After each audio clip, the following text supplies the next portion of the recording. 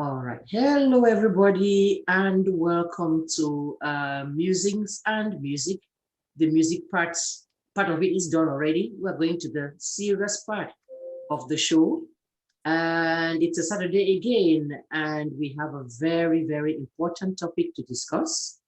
And that's why we have somebody here, not just anybody picked up off the street.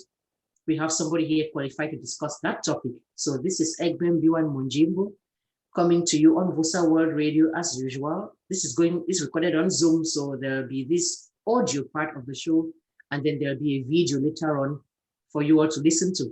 So the topic, if you saw the flyer, is about mental health and substance abuse. That is a very sensitive topic. It's almost considered a taboo topic. We tend to run away from it. We all know it's there. It's like the huge elephant under the rug. We know about it, we know it's there, but everybody thinks it's somebody else's business. Nobody wants to talk about it. So I have a very, very important guest with me today, and I'm going to ask her to please introduce herself. So who are you, my dear? Thank you so much for this opportunity, ma'am. My name is Therese Shalofun. I am a therapist. I have been doing this in the United States. I've been working as a therapist since 2011. Mm-hmm. And back home in Cameroon, when I graduated with my bachelor's in 2005, I worked for a year and a half as a counselor as well in HIV/AIDS, STI in Yaoundé before traveling to America. Mm-hmm. I am a therapist and expert in substance use, mental health, meditation instruction, energy healing. Mm-hmm. I also do grief and loss, trauma and crisis counseling, and anger management. I'm a mother as well. I am married with two children, two young children. That is very impressive to hear right there. And the things that you mentioned, all of them fall under the category that I was talking about. We know we have them. They are a serious problem in a society. Those things you mentioned, they are breaking homes. They are causing issues with children who are being raised in homes where they have all of these issues.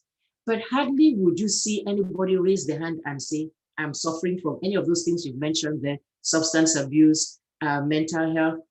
Some people don't even quite know. We see people act what we call strange, and we don't quite know what to make of it. Whereas if you've lived here, like you say, it's not as taboo a subject here as it is in Cameroon. Sure. Have you noticed that? So, and consequently, over here, within our African communities, we don't acknowledge it or talk about it as much or as openly as you would see with our, say, our Caucasian counterparts or our Asian counterparts. Have you noticed that? Yes, ma'am. So, growing up in Cameroon, we noticed that I saw that, those were topics you do not discuss. You do not marry into a family because they have mental health problems. You will also see people that will used to go and hide in the bushes or somewhere to smoke banga, and they'll tell you not to integrate with them as well. And just even saying that you have mental health, it's like, oh, what's wrong with you? Just stay home, smile, talk to your friends. You have so many family members. Why are you depressed? What is even depression? Or they would blame it on witchcraft or poisoning. So when I went back home in 2016 to volunteer my time, I offered free services to the youths for two and a half weeks, training them in the Delegation of Social Affairs. We used their building. I noticed that a lot of those students did not only suffer from substance use, but they also had co-occurring mental disorders. And their parents did not even know what to do with them, or did not even understand the concept of drug and alcohol abuse. Mm-hmm. They did not understand that, these things happened. And then here in America as well, due to competition, social and economic, competition and challenges, yes, they try to hide it instead of seeking for help. Mm-hmm. And then they also are afraid of gossip because unfortunately, some people work in certain fields, but they are not professional. They will go somewhere like in a party and they may gossip about you. So unfortunately, our African population generalizes across the board that their stories will be out there in public and they will be humiliated or laughed at or mocked or teased. Right. So that I was going to ask you, I was going to ask you, like when you went to Cameroon and you did that seminar, not just the seminar. I mean, you actually worked with this young folk, as you said, young students or youth.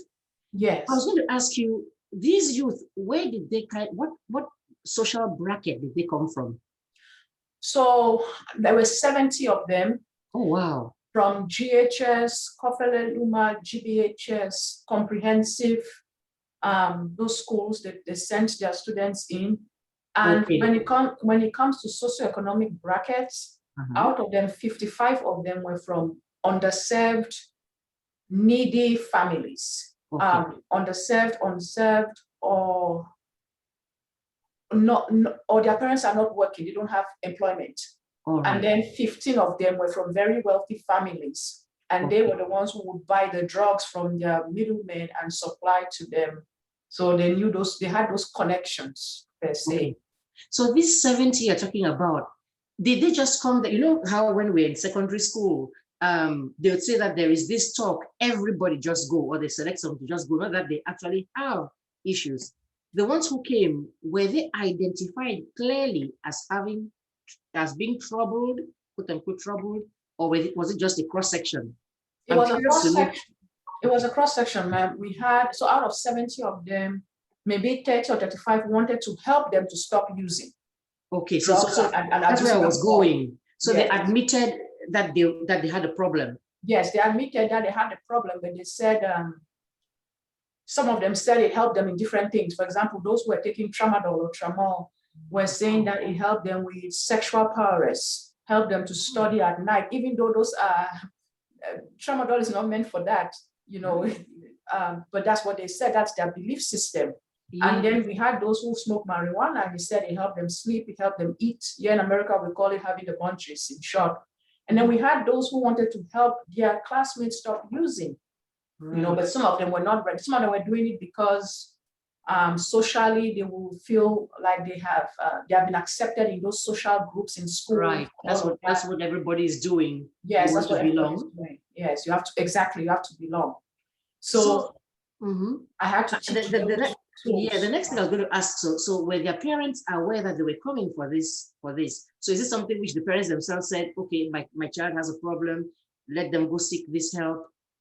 Yes, everybody that we had in that room, their parents had acknowledged that they had a problem, but they did not know what to do with it. Good. So we were having them send them every day for the workshop.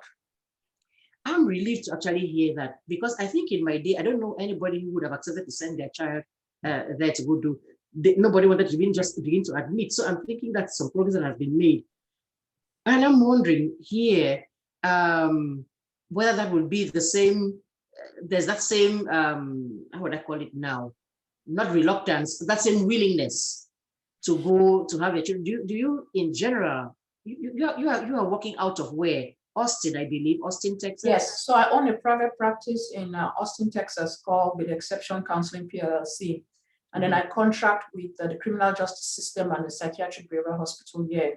And then I'm about to go back home and open the Exception Counseling Foundation in July in Limbe, Middle Farms, where we will now be seeing youth and the general population for different services that we'll be providing.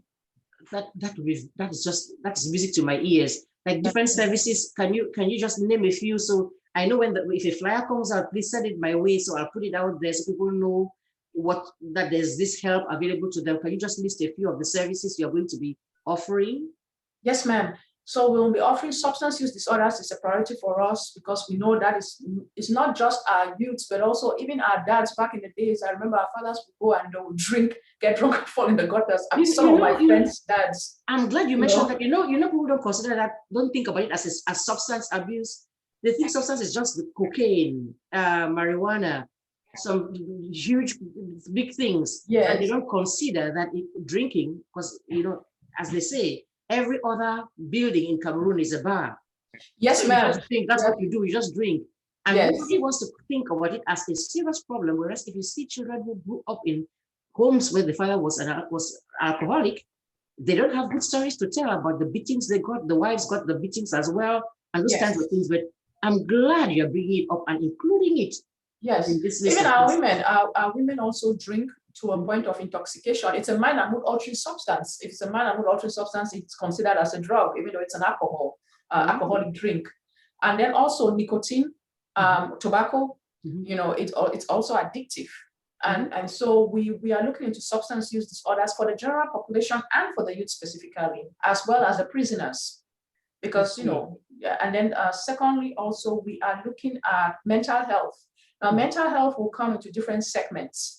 Because a lot of people don't want to accept that when mental health is still a very big stigma, like they'll tell you it's witchcraft, it's poison. And you see in Cameroon how they shoot the mental health, those who have mental health problems and they are naked, they'll say, oh, they want to increase, and they're following him and whipping him or her and stuff like that. But that person is maybe having a breakdown, or maybe that person is having a manic episode, or maybe that person is in comatose state. You know, there's so much going on at that time. And that person may be hearing voices and saying things that are telling them to run away from you or to hurt you.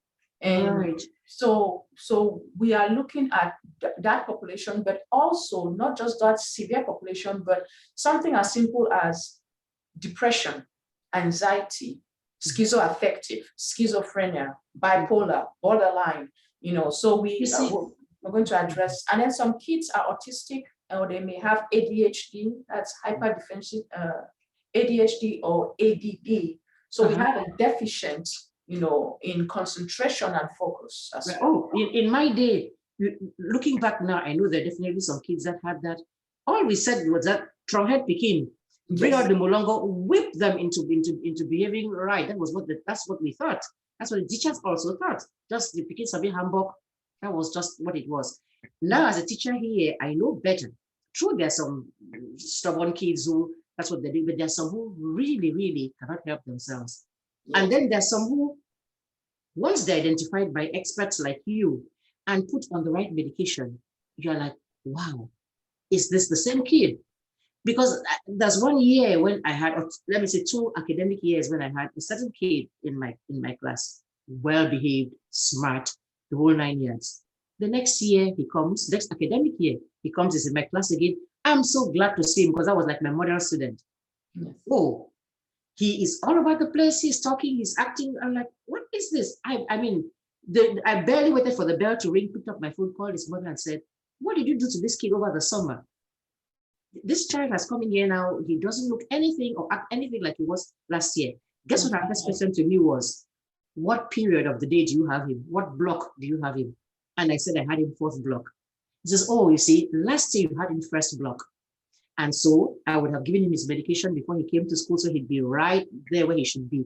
So she said to me, obviously, the effects of his medication have worn out as the day went by. And so by the time he gets to you, 4th block, that's he's not no more under the soothing or calming effects of his medication. And look at how he's acting.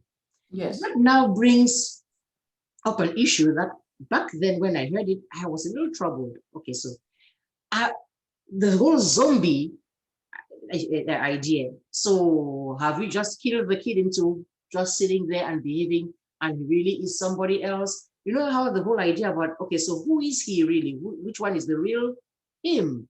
Or if it's a girl, which one is the real her? People worry about that you give them. So how do you address that kind of issue?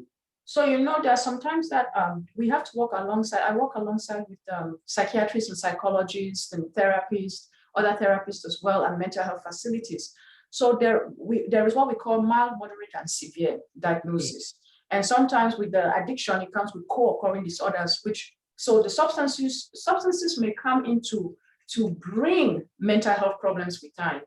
And sometimes you already have the mental health problems you're using and it's calming the mental health problems down. And that's what you think, but eventually it may start to increase the mental health problems, right? Then now we identify that means you are now skipping from mild diagnosis to moderate or severe. So then we have to now refer the client with a diagnosis or with our suspicions based on the behaviors to a psychiatrist and a psychologist who will now see that client and now properly diagnose that client based on those behaviors that they also observe. Right. And so when they do that, something like a schizoaffective, it's the middle, it's between schizophrenia and bipolar in one. Right. So the medications they give there are different. There are several medications they give, as well. And they will tell you based on their own criteria, based on their test and everything, how much to take and the number of milligrams to absorb or dosage to take based on your dosing and all the things they do. However, we have people who still abuse their medications, either by overtaking it or not taking it as prescribed. So now they have other issues to deal with because their behaviors are not still stable or normalized. Right. I have seen that happen. And it's amazing how because we all are out there working in various offices, you don't know somebody's private life, but I bet you that the person who's your colleague next door may have all of these issues, but you won't know. The reason being they are taking the medication like they should. And so they are able to function well like any productive citizen all along. And then woe betide if they now do not take the medication like you're saying, take too much of it or too little of it, then you start to see those signs show. And so now, if you went like to Cameroon now and give somebody, do you actually do the diagnosis and also the treatment? Like would you prescribe? I will not prescribe. So I'm going now to open the foundation. We will start with an outpatient program. Okay. So we'll do outpatient and relapse, intensive outpatient programs. So that will be 3 groups a week for a total of 10 hours a week of groups, 2 individual sessions a week, 1 family session, and also with these individuals and family sessions, we'll do life skills and we'll do stuff with them over the weekend to keep them busy. Right. But we will also work with them with co-occurring disorders, but because the treatment modality I'm opening at this time is not inpatient or residential, I plan to do that next year because I want to see how this is going to pan out. First. So for now, I will contract with, I already have medical doctors in place that are vested in substance use, in mental health, and with these medications. These doctors have worked and lived abroad, moved back, and opened their private practices and clinics as well. And so they are already on board with me. So they will come in for that aspect and give them because it needs provide that. Right, because it needs monitoring. Yes, you can't just say this is it, take and go. You can be very sure that they won't take it as prescribed. They'll take too much of it or just stop. Because I know of a case of somebody who, I mean, you see it happening, they're unraveling before your eyes. Right there, even now that we have social media, you can see it. The person is beginning to write some strange stuff. They begin to say something, shoot some very funny videos, and you're going, what's going on here? And sometimes you yourself, the person that's sitting there, are too scared to say something. They're going to say, it's not my business, that kind of a thing. And sometimes before you know it, and as you have said, the more subtle one is this depression thing. It is a sad thing to see. Somebody's just there, they are sad, they are lonely. You try to get them to come out of their shell. And so, as you said, some people just get upset with you and say, hey, snap out of it. Come on. Yes, and it's not a shower and come out and get on with life. Exactly. And you understand that the person is really incapable of doing what it is that comes to you naturally. Yes. That they are depressed, especially when it's children. And now we've seen the unfortunate consequence of youth taking their own lives. Yes. There is a lot of suicidal ideation. And suicidal ideation, they won't tell you what they are thinking, or they won't tell you what they are planning, because sometimes you may have the ideation or the thoughts, but you won't have the plan. Right. So that's why we always ask them separate questions. Are you suicidal? Have you ever tried? Have you ever hurt yourself? Do you have a plan? Do you think about, do you hear voices? But you don't sometimes you can say, do you hear voices? But there are other ways to ask so that they don't also feel like they are being abused, or treated with lack of respect, Right. So you have to also put that into consideration. And there's also some people who have homicidal thoughts or or ideation, and they have plans, but or they have tried, but they won't say anything. So that is already dangerous in itself. Right. So, and you're very right, ma'am. There are a lot of people who believe that you can just snap out of substance use, or you've gone to treatment. Take it this way: substance use or mental health is like somebody who has cancer, because at any time, it's a chronic disease, it's fatal. So at any time, this chronic or fatal disease can regenerate itself, just like how cancer may be in remission, but there is a probability that it will come back. Right. So you can never say that person has recovered. No, the person hasn't recovered. The person is in recovery. And that in recovery means they will always be in recovery. Right. And so the possibility of a relapse is there. There's a possibility of a relapse. And sometimes something can happen that would trigger it, like some kind of trauma that would trigger it. Which is why you kind of have to watch them when certain things happen around them. Sometimes it's a divorce, sometimes it's the death of somebody, and then it comes and it actually just affects them. And we are saying that they've gone a bit reclusive. So as parents, even as friends, even as spouses, even as colleagues, what kind of things should we be watching out for, looking out for? What kind of behavior is troublesome, is worrisome, that we should maybe take some action about?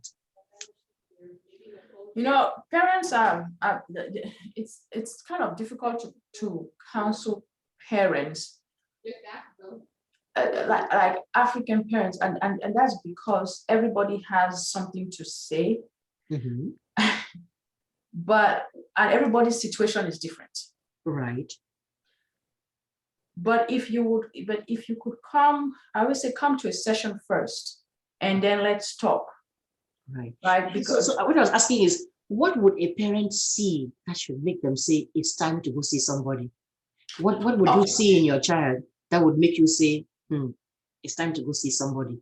If that child's grades is dropping in school and you knew that child was doing very well, maybe it's time for you to bring that child for therapy. If that child starts becoming disrespectful at home, or just yells, or is easily irritated or easily angered, there may be a problem. If that child starts to isolate and refuses to go to school, or does not want to interact with anybody and stays in his room, that's a problem. If that child tries to change the way he or she dresses, and starts wearing like long sleeved hoods, cover their head, secluded and everything, maybe there is time for that. It's time for you to ask for help, So there are things like, if that child starts to treat the brothers or the sisters rudely when they were very loving to each other, that is already something. If that child starts smelling of marijuana, starts smelling of weed, or banga as they call it in Cameroon,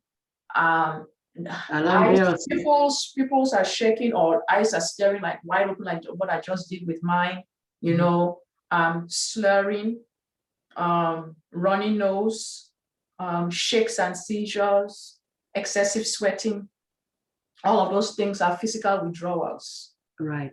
And I was trying to get you to say them because that's what we are taught also as teachers to recognize in those children. Yes, gnashing of the teeth, biting of the nails, pacing, correct. Those kind of things. And you mentioned that. Sorry, my bad. I said they will have to come in first, because some parents, especially African parents, struggle to believe that their child actually has a substance use or mental health problem. Yes. Yes. So you've been doing the Sunday school thing. You're the certain kind of person. You occupy certain status in society. You're like, who's I come up with that kind of thing? That no, cannot be. It's somebody else's children, those bad children over there that you think, and sometimes you have no clue. And unfortunately, the way our work system is structured here, many of us as parents, guess what happens? In the morning, you are still sleeping, still in bed, when the bus comes really early to take those kids to school. So you haven't seen them with your own two eyes when they were leaving. They get back from school before you do.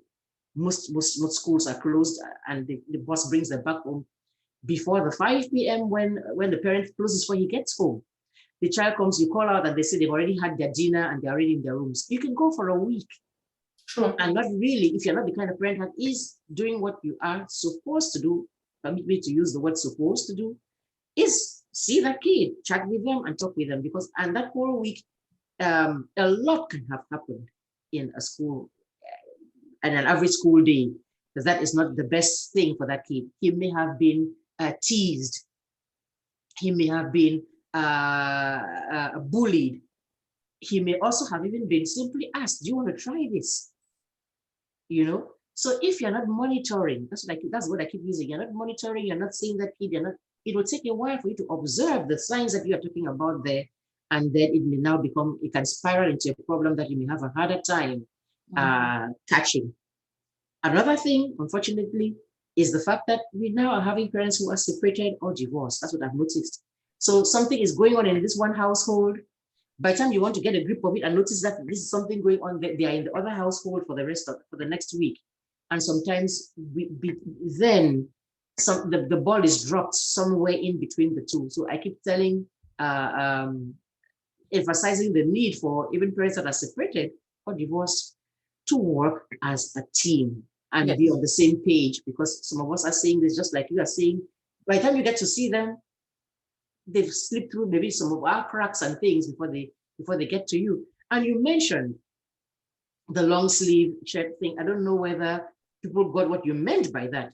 I know what it is, but I would like you to say, what does it mean? What does the whole hoodie and the long sleeve shirt, what about them? Sometimes they try to wear that because they've started hiding, like if they've already started cutting themselves due to suicidal reasons, so they're hiding the cuts. Sometimes it could just be injecting drugs, and so they're hiding the needle marks on their signs. Yes, and then sometimes it could just be a lack of some kids and even grown-ups, as they start becoming ashamed and embarrassed and guilty of their use. Right. And so they change their persona, right, in a sense. That hoodie thing right up to here where barely your face is showing, you don't make eye contact anymore, you look away, kind of a thing. Yeah, I've seen that happen, because I mean, you see your child in the summer when it's hot, they're wearing this long sleeve thing. It's time to ask a question or two right there about what's going on there, and then check on them to see what their morale may be low. And I was going to then ask, because many of the things that we described as changes that you might see in a child, and that should trigger something in you to say, maybe we should investigate this. I can only imagine how all of those things have doubled and tripled and quadrupled within the pandemic with this COVID-19. Because they're talking about the kid is in their room, where that's where they have been for a year, the school year. The kid is withdrawn. That's kind of what the shift in what they were used to as normal has been happening. Have you noticed a spike? I've noticed a spike, not just with the kids, but with the parents. Since COVID happened, I've been having a lot of more cases, a very full caseload, more than a full caseload. And that is because we have an increase in alcohol use and drug misuse, but we also now have an increase in domestic violence. And also, unfortunately, the children are involved also in that. They are being harassed by their parents or step-parents or other family members. So that has also increased substantially over the year, over the 1 year that we've had COVID. And then there's just even the anxiety of it, because you see, because that one you're thinking about actual abuse going on in the home and they're suffering from it. But even if you didn't have any abuse going on in the home and you're just there, the anxiety that the whole COVID, especially when it was not well understood at the beginning, are you going to get it? So are you going to die? Is grandma going to, who they said, well, African Americans are more predisposed. So all that worry, all that anxiety too is something that can actually cause somebody to go down, to lose it. So we are looking at a lot of things that has increased mental health over COVID, the COVID-19 pandemic. You're looking at loss of jobs, loss of social interactions where they were able to go out, and that also has created depression, feelings of loneliness, and also feelings of being alone as well. Yes. So all of those things have come into place. Right, and I'm glad each time because I teach, I keep going to the students, to the young ones, and you keep putting in the fact that adults are also involved. You go to a meeting, we go to it's a country meeting, you go to a alumni association meeting, you go to your church meeting, and you see somebody there who you're like, oh my goodness, somebody who's actually cursing, somebody who's they're losing it, like we see, they're losing it, and you're going, what is going on here? And that may just be the issue that some that are just more quarrelsome, much more aggressive. And then you have the reverse, someone just withdrawn. You have to come and stop by and say, hey, and they now answer in monosyllables. Yes, no, I'm not engaging. And you have told parents to learn like how to use their emojis on the phone, because those emojis, that's how most students now are, or the kids are, communicating with each other. And unfortunately, some of them are very sexually explicit, and some of them also are drug language exchanged in emojis or emojis. So it's very important to learn those little slang words and emojis as well. All right, you see there, I hope parents are here, they're listening. I'm going to make sure that these things get to them, because you see, they sit and say, that one, they treat technology as some foreign thing. I don't get involved. It's not really like, you don't really have a choice if you're a parent. It's not a matter of I like or I don't like. You must figure out what's going on there, or the things could be going right over your head. Those little things that you pick up on. Some of us at our age, sometimes it's children. For some, it may even be grandchildren. Sure. That they will do. I have watched in schools, they see what they do to a substitute teacher who doesn't know all of those things. They come in there to substitute for the teacher. The students know that they have a certain age and they don't know what's going on there. They actually give you a name, because the poor lady or guy doesn't even know what's going on in the world. And he says, what's your name? And the child says, Justin Bieber. And the teacher says, the poor substitute is sitting there writing the thing down. Doesn't understand that they're just giving you the name of an artist. That's not the child's real name. Yeah. As we say, they play you. Yeah. They're very mysterious. They say, can I go to the restroom? I'm sitting there going, You think I didn't see somebody walk down the hallway and give you a little small nod? So what you're doing is asking to go to the restroom now so you can meet the person out there. I'm sorry, I saw that. No, you can't go. I'm going to wait for 10 minutes or so. When I know that person is tired of waiting for you over there in the restroom and they've gone back to their class, that's when I'm going to let you go. Okay. So those little things that they can do, that, and you would not see it happening if you don't know what they do.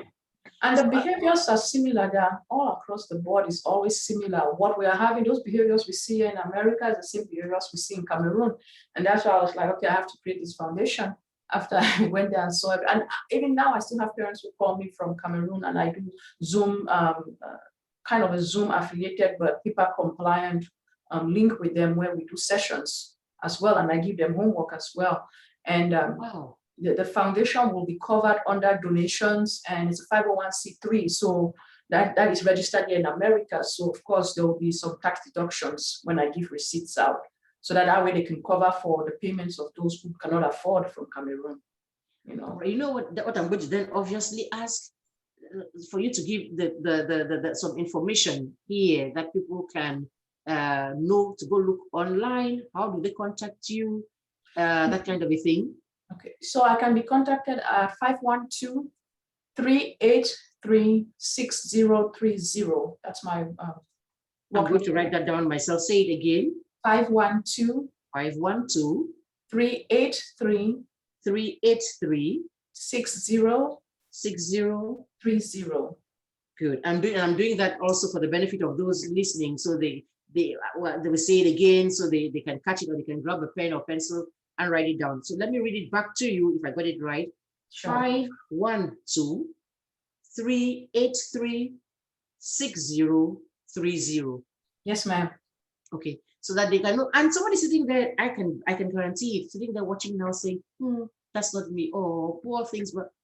But 1 week down the road, 2 weeks down the road, 3 weeks down the road, I have had it happen for every single show that I have done on any issue. They call me back and say, I beg, that person you had your show, you had on your show about abuse, that was domestic violence. The one you had on your show about cancer, I beg, they just diagnosed my sister and 2 person with it. You see, so that's why these things, I do them like that. They are being recorded. They are going to be put out there. Somebody, you never know, down the road may now be the person needing this information. And so you write it down, even if you don't have any issue now, you write down that number, because you never know. I know some people say, no, bring bad luck. You jinx it, now you go call them. That's not how it works. It's not you. The people who had the issues, is it because they wrote down a number before? the issues came and met them. So it's not because Very they've got issues before. Very true. It's just part of life. Very true. Yes, ma'am. So happens to say, I better not talk, I'm not talking, we bring back. It's not a matter of not talking, not talking. Like people will say, I bet no call die, no call die. Like you're going to live on this earth forever because you know we call die. The one who died is because he called he died. So Very that's some of the funny, strange things that we instinctively do as Africans, as Cameroonians. And it comes from the fact that we are scared though. Yes. That we are scared. And sometimes it's not really that. You can't help it. It's part of those things that happen in life. So the better prepared you are, the better aware you are, the more conscious you are of these things, the better instead, because maybe you can actually prevent instead the thing from happening, that acting like it's not there. I was sitting here, didn't know what weed smelled like. I don't know who else I was telling the story to somebody at school. That's how I got to know. I'm going like, oh my goodness, what kind of popcorn is that somebody's burning down the hallway there? What's going on here? And I went out into the hallway and got the teacher next to us. I said, have you smelled that thing?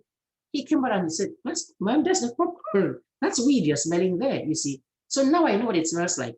And I walk down so don't sit and say, I don't want. It has a distinct sweetish, sourish, almost smell. nauseating. You just have to, don't sit down and say, I don't want to know.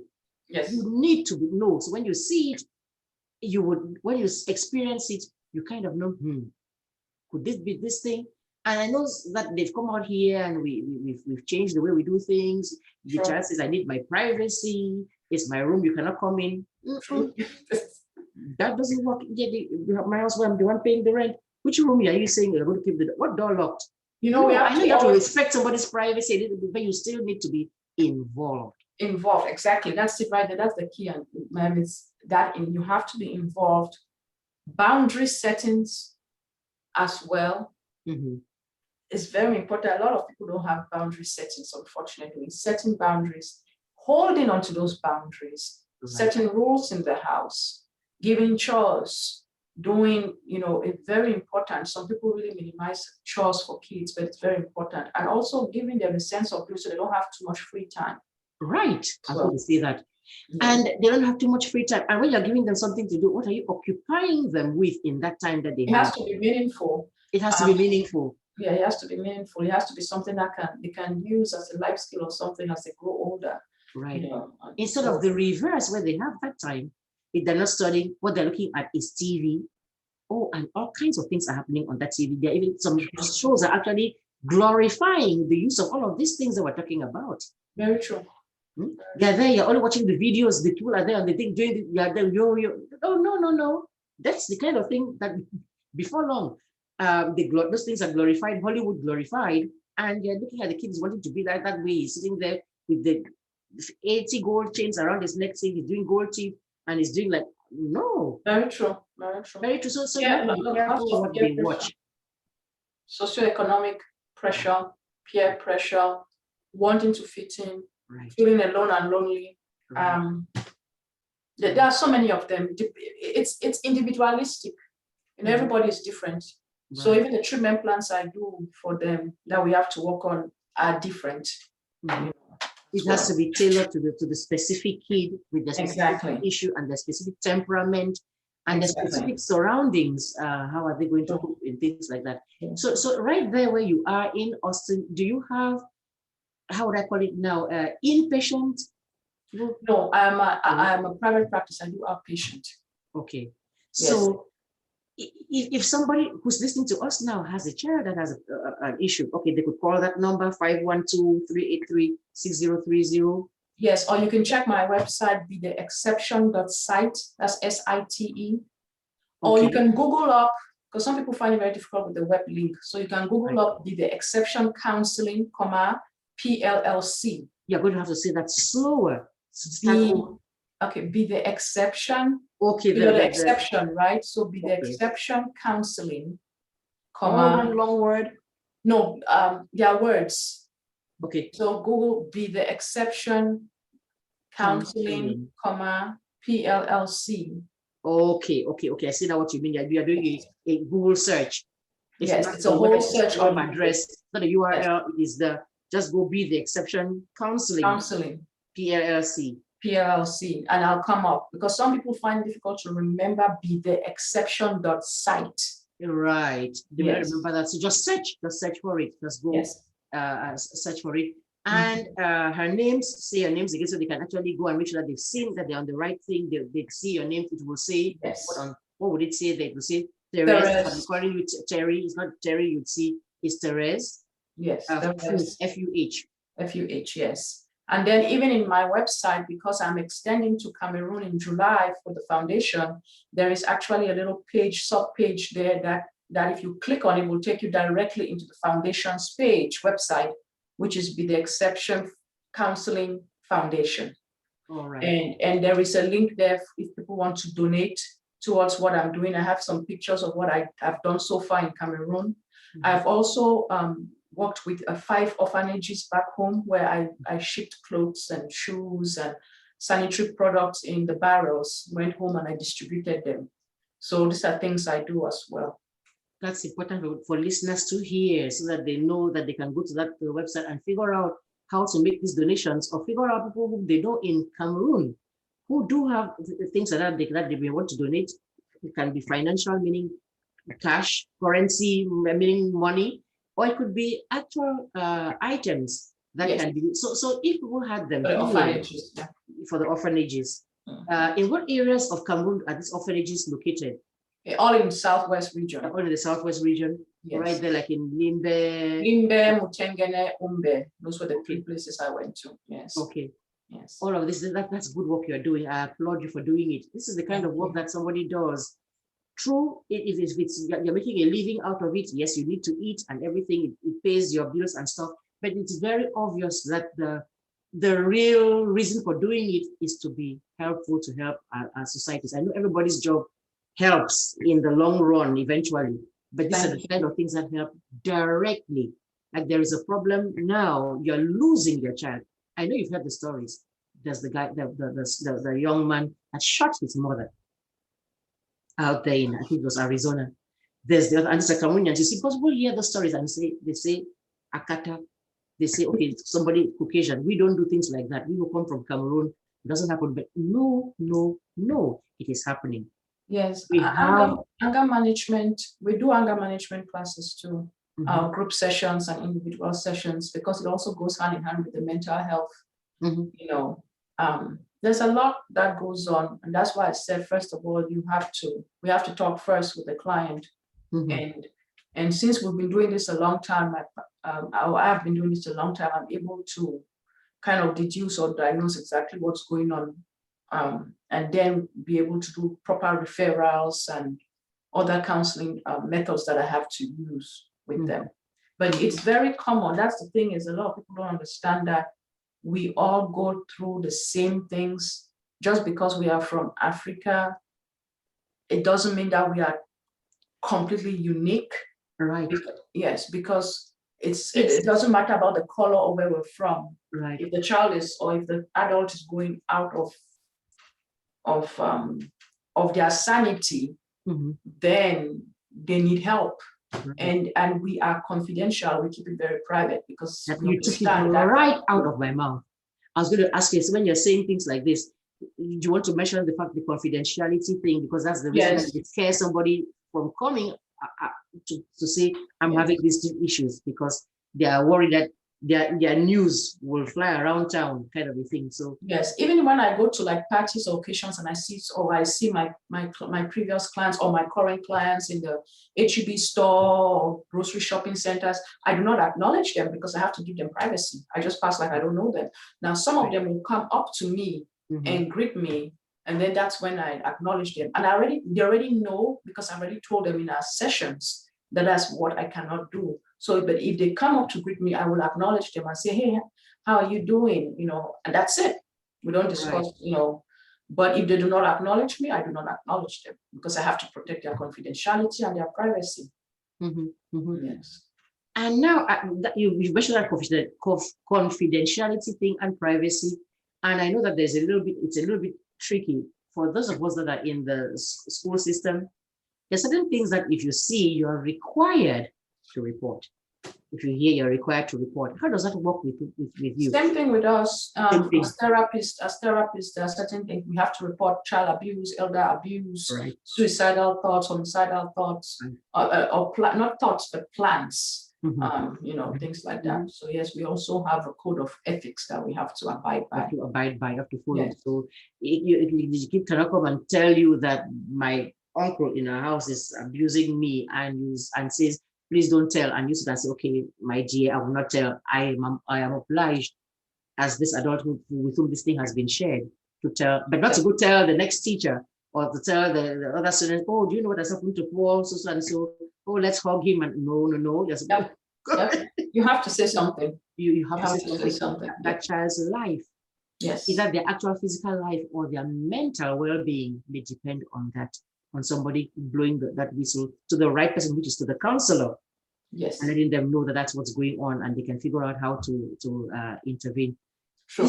This I am so glad that you are ready to come and have this chat with us here, because people, as I said, they kind of know it, they dread it, they fear it, but it's almost like a how would I call it now? Denial.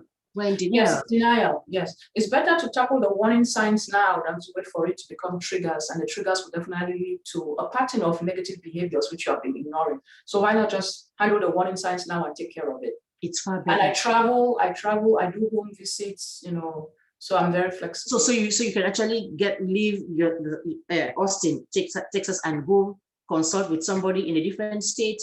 Yes, I've been licensed to do that around the. Yes, they pay my flight, hotel is paid and all that, and we get the counseling services done. So people have done that. An important part you just added there, because somebody may say, okay, and now that I'm thinking about it, as you just said that, that somebody may actually be more comfortable getting an out of town counselor come and meet with their child because they're afraid of what you just said there. If they go to a counselor within their own state, what if they meet that person later on? That person, so it's a good thing you said that your services are available even out of state, where you can talk to somebody. So I am convinced that somebody is listening to us here who needs these services. I know, I just feel it. Thank you. And as I said, if you don't need it now, down the road you might. Not trying to jinx anybody. Down the road you might. And it's not only for children, like she keeps saying, because I keep talking about the students. That's where my focus is. You are sitting there with a spouse, you can tell he has lost this job. He's about to just blow up. Yes, ma'am. Maybe you can find a way to that case I just mentioned. What does a spouse do? You see that husband there, he's like, what can you do? Because you talk to him and he's like, don't. Then you do. Everybody's different, really.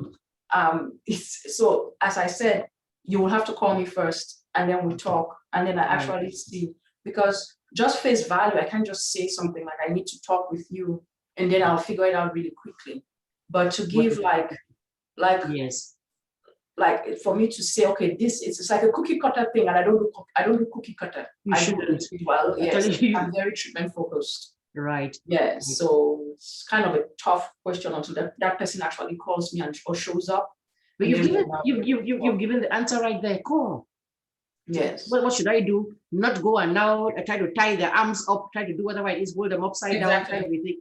Yes. Call somebody, call an expert, somebody who knows. And I would say you could go look up those things. Sometimes you go Google and look up those things online. They too are giving generalities. Right. Online. That is why she keeps saying, I need to talk to the person. I need to hear what's going on, and I can figure out what the next steps would be. Because even those people if you watch the Dr. Phil show, that's what he does. It's not a matter of like, okay, you say on the phone, I'm having trouble sleeping. Okay, take this. No, he doesn't know. Is it something that is a problem now because you've had something happen? You're anxious about an exam that you're going to take, or that is what has been going on for a while. All those questions that you would ask before you can tell exactly what's going on with somebody and figure it out from there. So I cannot thank you enough. I've already said that. I cannot thank you enough. And you heard the information. Please, everybody, go and look up that, Google the Be the Exception Counseling PLC, or you call 512-383-6030 if that should come up. We wish you the best with your families and everything. Be healthy, be happy. but we know life happens. So Thank you. if something starts to happen that you see in your grandchild, in your child, in your spouse, neighbor, somebody you're concerned about, at least you know somebody now that you can reach out to. If you'd like to help with donations, with in kind, you know where to go look. And I promise when she's getting ready to go to Cameroon and has the schedule of exactly when she'll be there. July is just next month. Yes, I'll be leaving on the 10th. Okay, she's leaving on the 10th. And so right about that time, if I have a flyer that has the days when the seminars or things are out, I would be sure to post that on the Musings Facebook page or everywhere that I can share it. Please, you talk to your people back home. You have heard your sister, your brother, your cousin complaining about unfortunately, they sometimes say bad luck begin. They sometimes say, you know that they have this issue. Now that you know somebody will be going there who has expertise in the matter, call them up and say, guess what? There's going to be somebody, help is on the way. Make sure you get the child to go to these sessions. Make sure you get the parents to go and listen to what we have to say, because this is something which we have to stop sweeping it under the rug there. The big elephant in the room there that we all know is going on, and then we're not doing anything about it. So I thank you for coming here to speak to us. And I'm just glad that you have gone into a field which people think is only for foreign people, whereas it is dealing with us. It's very real. Any last word you have? I'd like you to, any last word you have for anything, advice, information? I want you to have the last word. Thank you. Thank you so much for having me again on the show. What I will say is, you know, there are times that we feel very hopeless. We feel like we're alone and nobody can understand us. But if you just give yourself the grace of sharing what you're going through, there's definitely help, and with no judgment. Everybody has issues. Everybody has problems. When we wake up in the morning, we have to ask ourselves, how can we be the best for today? So please reach out and don't be shy or don't be afraid. I do not judge. I do not criticize. I'm here to help. But thank you. Thank you. That is just so well said, so wisely said, and so hopefully said. So that's one of the things I always usually end the shows with. You have to keep hoping. If you lose hope, then what's the point of even waking up in the morning and even trying to do anything? Keep hoping. It may be a bleak day, a bleak time, but there is help out there. And reach out to somebody, talk to somebody. Let somebody somebody know. If you cannot do your family, there's expert help. Somebody who does this helps you with all the confidentiality without judging. So thank you again, my dear, for being here on the show. And then we are going to go ahead and just call it a day here. Thank you all for listening, and take care of yourselves, not only physically, but mentally. You have your mental health is important as well. As you go jogging and doing all the other things, trying to lose weight and stuff, take care of your mental health as well. So take care. Talk to you later. Bye. Thank you, ma'am. Bye-bye. Bye.